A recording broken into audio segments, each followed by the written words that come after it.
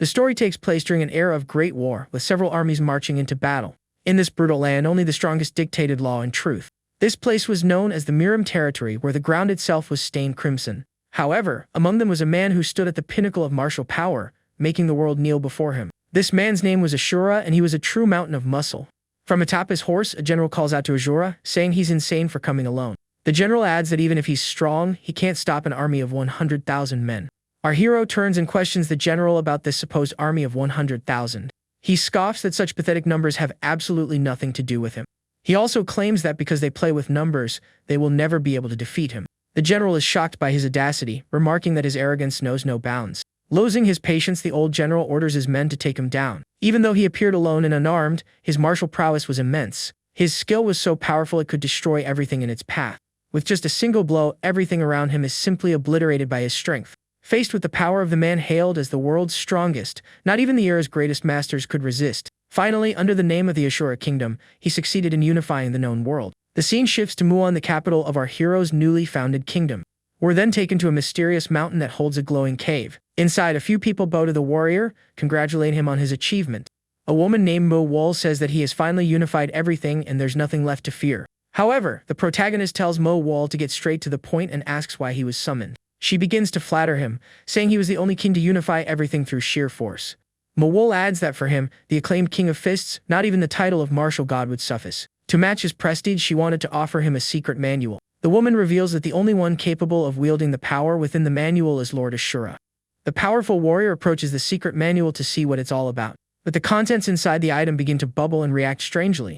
In the next instant, chains leap from the artifact binding the protagonist. The chains wrap around his arms and legs, leaving him completely unable to react. Our hero is completely shocked by the betrayal he has just suffered. Even while bound by the magic chains, he doesn't show a single ounce of fear. Mo Wol then reveals his tyranny ends there, and the Asura kingdom now belongs to her. Still, the warrior just stares at her with a serious expression, completely unfazed. The woman tells him to just surrender and accept his fate. But Asura starts to break free, asking if she has forgotten who he is. He shouts that he is the heaven's mandate and destruction incarnate.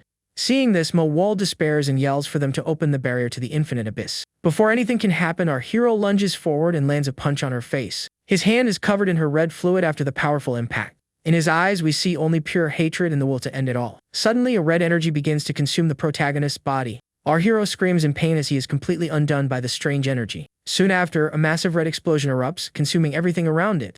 In the end, we see Mo Wol's reflection in a puddle of the red liquid left on the ground. Mo Wol and her followers observe the magic circle that sealed our former hero's fate. Immediately, they all kneel and congratulate their new sovereign on her victory. They then hail Mo Wol as the new queen of the former Asura kingdom. And so, the life of the great king of fists who once ruled the world came to an empty end. Suddenly, a system screen appears asking if he would like to join as a player. However, no answer is given to the strange system's question. The screen then urgently prompts the player to press the accept button. But instead of accepting, a fist appears and simply shatters the system screen. The scene changes to a young man, confusedly wondering what just happened. He feels an incredibly sinister energy with a small fairy resting on his head. The little fairy yells for Yuta to be careful, as a red dragon has appeared behind him. Our new hero quickly draws his sword and attacks the large red monster. The blow's impact throws him backward, but he manages to stay on his feet. The creature, however, is unfazed and begins preparing a fire attack from its mouth. A screen announces that Hell's breath is being cast and will take 2 seconds. Our new hero, Yuta, is on high alert as he sees what's coming his way. In the next instant, the dragon unleashes a powerful breath of fire at him. A screen then informs him the attack is an area of effect and can cause up to 6,000 damage. Even so, the young man doesn't back down, preparing to meet the fire blast with his sword. His skill Climber strategy begins analyzing the monster's technique. As soon as the analysis is complete, Yuta prepares for a counterattack. His skill increases his fire resistance by 150% for 1.5 minutes. With this boost, he easily repels the attack and charges toward the dragon. He then leaps toward the monster to deliver the final blow. From the sky, he summons a giant holy sword and uses the skill Heavenly Judgment. The system informs him he can still use this skill 9 more times. The Sword of Light descends, striking the great red dragon squarely on the head. The blow is so powerful it cracks the creature's head, defeating it instantly. Soon after, the mission is marked complete, showing he defeated the boss of floor 998. Finally, the ultimate mission appears, telling him to reach the tower's top and complete the conquest. After the battle, Yuta breathes a sigh of relief, telling himself that was a close call. Sensing the mood, the little fairy asks our hero if something is wrong. She reminds him that only the top of the tower remains for them to finally clear the game. She excitedly says they should clear it quickly so they can return to their families. The protagonist agrees with a slight smile, saying that's exactly what they should do. Despite this, he feels uneasy as 3 years have passed since he arrived. He wonders what exactly is waiting for them at the tower's peak. The fairy notices her companion's tension and calls out to him, a little worried. But Yuta pulls himself together, telling himself not to overthink it after coming so far.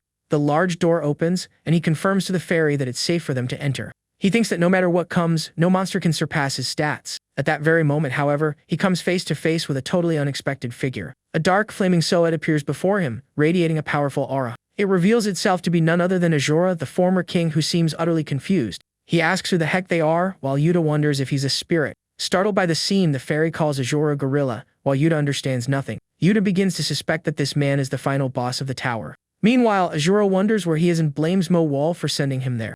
Yuta is shocked to see the supposed monster can speak and deduces he's intelligent. Regardless, he readies himself, knowing he can't let his guard down against a final boss. He decides to end this at once, charging forward with everything he has. Asura is completely bewildered, seeing the boy flying straight at him. Without a second thought, the young warrior rushes forward, glowing sword in hand. The attack hits dead on, creating a large cloud of smoke. Immediately after, he leaps up, preparing to use his strongest skill to end the fight. He uses his holy sword to summon the powerful heavenly judgment. The system announces that only 8 uses of his ultimate skill remain. The young hero feels confident, saying the boss is much weaker than he imagined. However, Asura calls the boy a brat and catches the massive sword with just one hand. Yuta is in shock. His strongest attack was stopped with a single hand. He retreats in surprise, thinking that a final boss is always a final boss, as Asura effortlessly blocks his attack. His clever strategy skill automatically begins analyzing his target's weakness, reaching 78% completion. With the analysis done, his skill automatically targets the weak point and attacks in sequence. Moreover, the probability of strategy success is 87%, showing high precision. But Asura doesn't seem to care about the blade, gripping it even tighter, unfazed. He declares that's enough, showing the young warrior he isn't playing around. Suddenly, an error screen appears, surprising the protagonist with an unexpected message. The screen warns that a critical error has occurred, and the chance of success has dropped drastically due to Asura's strength. His probability of success is now only 0.43%, an absurd difference. Yuta is horrified. This has never happened before, and his chance of winning is almost non-existent. A terrifying aura materializes behind Asura, and Yuta wonders about his true identity. Despite this, Asura arrogantly tells the brat not to be so scared of him. He then says he doesn't cross swords with those who aren't worthy, and Yuta realizes his superiority. Yuta doesn't understand why he would say it's not worth the fight, showing his confusion. Asura explains that with Yuta's current skills, even using a fist would be a waste of energy. Asura ignores him and asks about the true nature of this place. A smirk crosses Yuta's face as he finally understands why his skills didn't work. He realizes the damage wasn't getting through, because this stage was a test of his strength from the beginning. Therefore, the young warrior needs to prove his true worth to deal any damage. He declares that in that case, he will clearly demonstrate his worth to his opponent. Soon after, his unique skill, the Chosen Hero, finally activates. With this, all of his stats are maximized for a set period. He shouts for Asura to take a good look, because this is the maximum limit the system can grant. The protagonist charges with all his might, landing a swift blow on the former king. His status screen shows he is at level 99 with maxed out attributes. Asura sees the screen and questions the 999 points in strength and agility. He then asks how Yuta dares to speak of strength using such pathetic numbers. To him, this obsession with blue windows and digits is absolutely disgusting. Asura says it no longer matters what kind of place this is, because he's going to fix the young hero's rotten mentality from the ground up. Yuta screams in desperation as he tries to resist with all his might.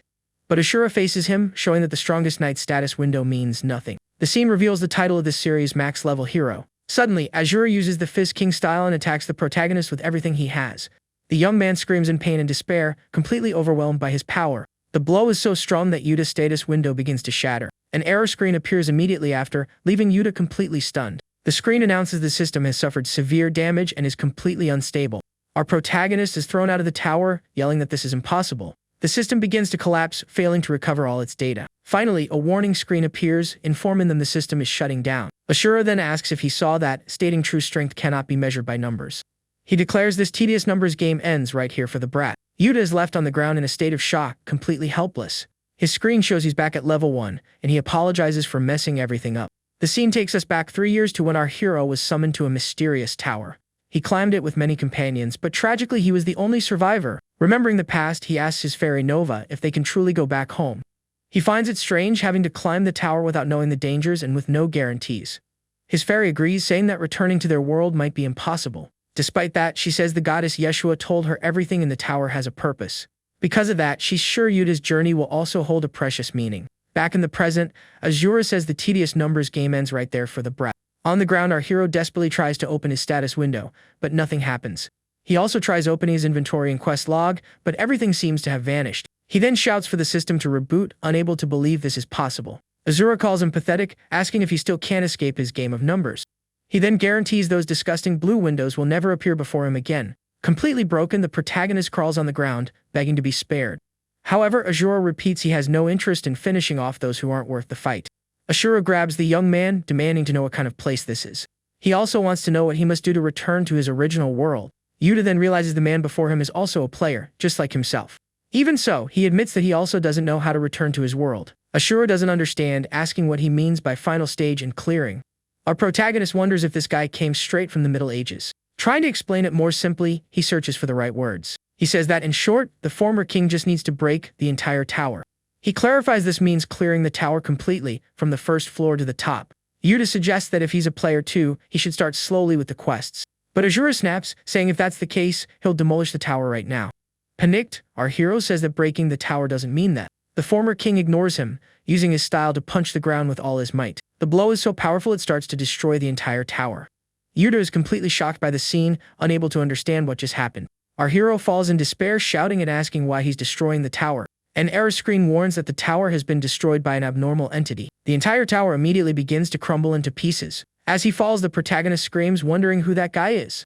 He can't understand how it's possible to destroy the tower with bare hands. Suddenly, his fairy Nova appears, calling to him as he's still falling. The young man is surprised to see his friend has finally shown up. She manages to grab him mid-fall, saving him.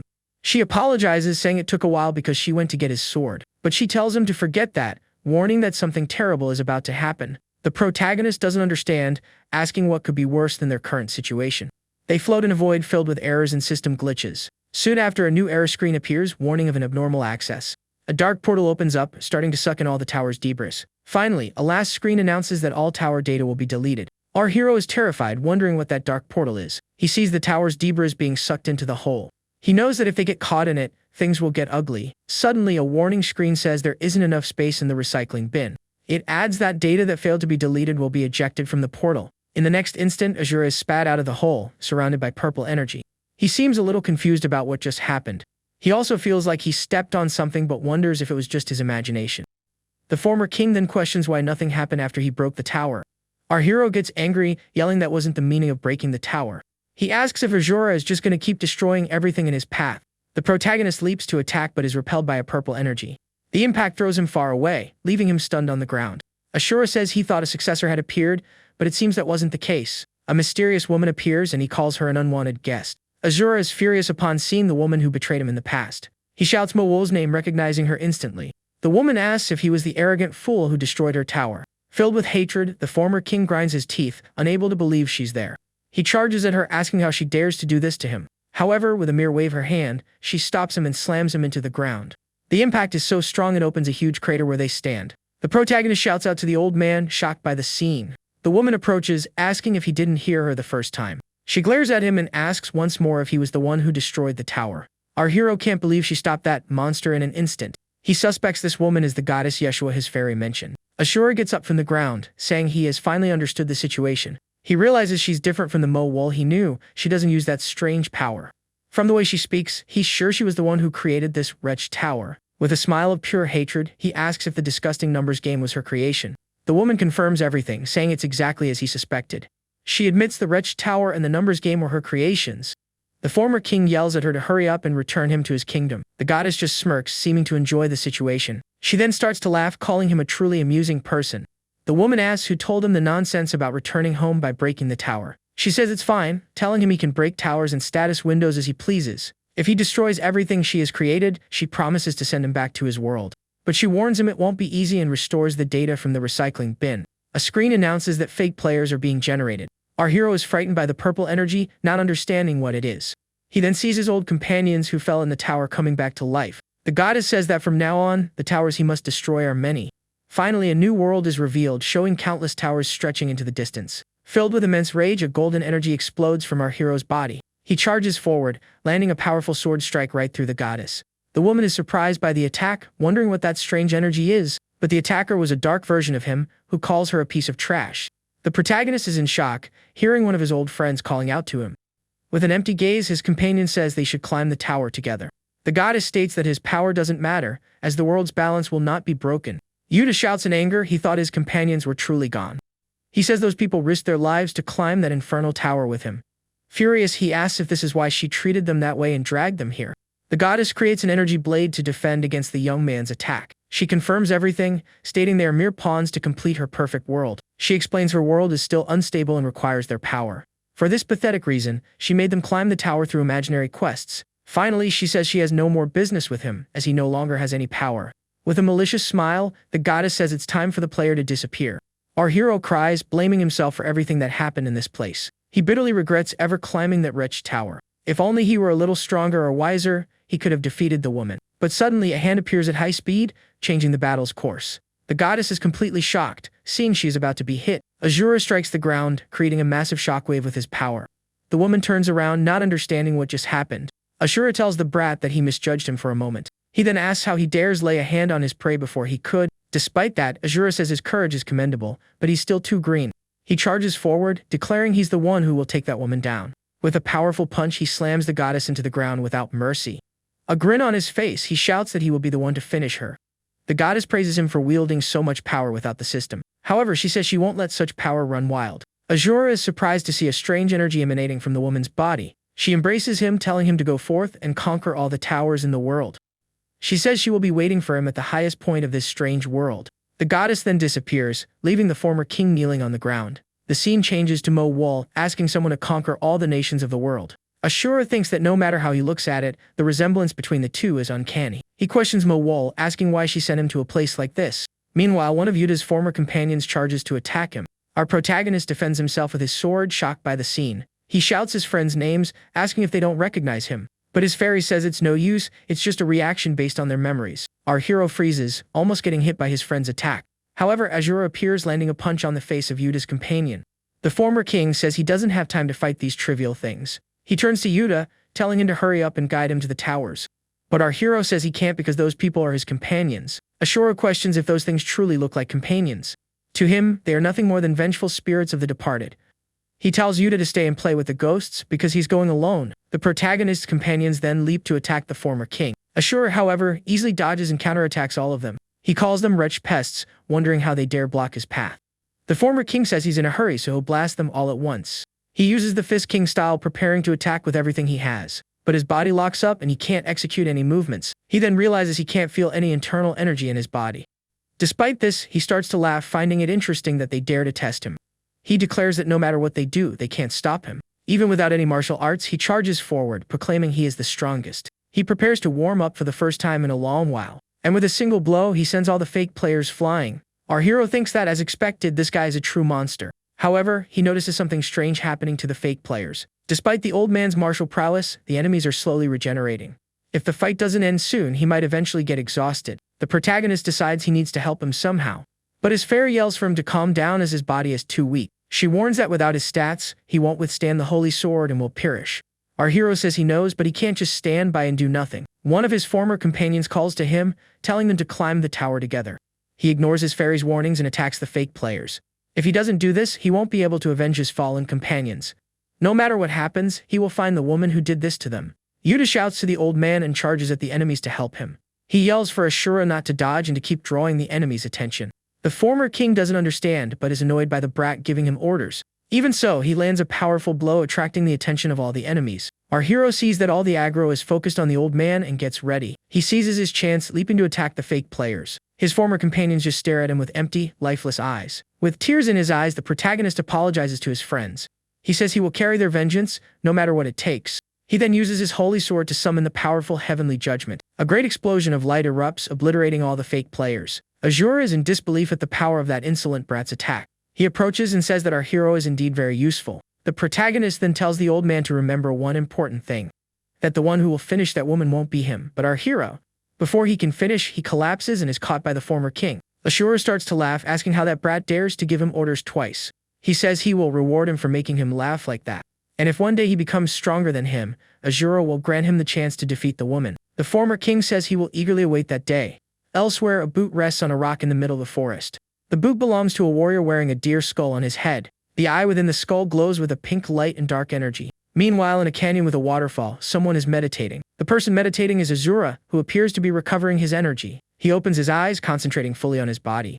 The force of the waterfall is immense, yet it's not enough to move him. He realizes he can't feel any trace of internal energy. With a smile, he notes the goddess was very bold to seal his dantian.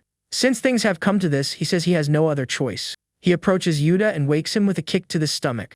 The kick's impact throws our hero hard against the stone wall. Asura turns and starts walking toward the waterfall. The protagonist gets up, calling the former king a muscle-bound gorilla. Asura says it seems he hasn't come to his senses yet and asks if he wants to get hurt. He states he has no time to play around because he needs to crush the towers. But our hero argues that instead of breaking towers, they should focus on finding the woman. The former king gets annoyed, calling him an absolute idiot for not understanding. He explains she is obviously hiding in one of the towers. And if he smashes every tower in the world, he'll find her and get his revenge. Our protagonist thinks that this guy is seriously out of his mind. His fairy warns him that she thinks the man is too dangerous for them. After all, he destroyed his status window and could cause a disaster if they stay together. Asura gets angry, asking what the darn brats are whispering about. He says he's not following them because he likes them, but because they're useful. Finally, he asks if Yuta isn't also trying to get that woman. To do that, however, their physical bodies are far too pathetic for the task. That's why, from this moment on, he will strengthen their bodies instantly. The scene takes us to a tower with very strange architecture. Our hero and his fairy arrive, announcing they've finally reached their destination. Asura wonders if this is one of the towers that wretched woman created. He then praises his servant, saying she has grown remarkably in the past few days. And with her current body, she might be of some small help to him. The woman thanks him, calling him master for his great teachings. He says she has talent, and if they had more time, he would teach her to train her energy. The former king turns, wondering when that brat will arrive. To him, being slower than a mere servant is utterly pathetic. Our protagonist then appears, dragging himself along, saying he's almost there. He calls them both lunatics, complaining that he can't run while carrying a log. He also doesn't understand why his fairy, Nova, has changed so much and become so muscular. Finally, he can't take it anymore and collapses from exhaustion. Asura calls Yuta a pathetic brat, noting he's finally caught up. He comments that this tower is even more grotesque than the last one he smashed. His disciple asks if they're going inside, but she sees no entrance. The former king smirks, saying an entrance is unnecessary for them, because right now he's simply going to destroy this wretched tower. His disciple encourages him, telling him to smash the tower with a single blow, but our protagonist despairs, pleading with him to think more carefully. Asura ignores him, charging at the tower to destroy it. Suddenly, an error screen appears, warning that a critical error has occurred. A purple energy begins to envelop them, pulling them inside the tower. A screen announces they are being forcibly moved to the tower's interior. Our hero shouts, calling the old man crazy for not considering the consequences. The scene shifts to what appears to be a destroyed modern city. A purple light flashes from the sky, throwing them all to the ground. Asura gets up, wondering what kind of hideous buildings these are. Our protagonist also rises, asking where they are. He realizes he's in a city and wonders if he's returned to his world. But his fairy draws his attention to something horrible on the street. Our hero sees the bodies of several players scattered on the ground. He then realizes this isn't the world he used to live in. Suddenly, a mysterious voice asks them to answer its call. In the next instant, the souls of the departed players begin to be drawn in. Asura is shocked to see the souls being absorbed by a single person. He wonders if the souls of the departed are gathering in one place. The voice calls it interesting and floats above the players' bodies. He then wonders if they are the newly summoned players. The man tells them not to bother resisting. Asura glares at him, stating he's the only one who can reach the tower's peak. With a wave of his hand, the man summons purple energy and prepares himself. Finally, he reveals himself as the Spectre King and summons a giant skeleton. Our protagonist is in shock, saying this is on a whole different level. The giant skeleton's skull glows as it prepares to attack. Yuta yells for the old man to get out of the way, because it's too dangerous. But Asura ignores him, saying this humble monster poses no danger to him. He charges forward, landing a powerful punch that destroys the skeleton. The blow's impact is so strong it opens a crater in the ground. The former king calls the skeleton a pathetic piece of trash. He says it's arrogant and laughable for the Spectre King to call himself the peak at this level. He then calls him a coward for hiding behind his monsters. The Spectre King gets angry, asking if he's hiding behind monsters. He says Asura speaks the most amusing things he's ever heard. Finally, he says he's changed his mind and will test him to see how long he lasts.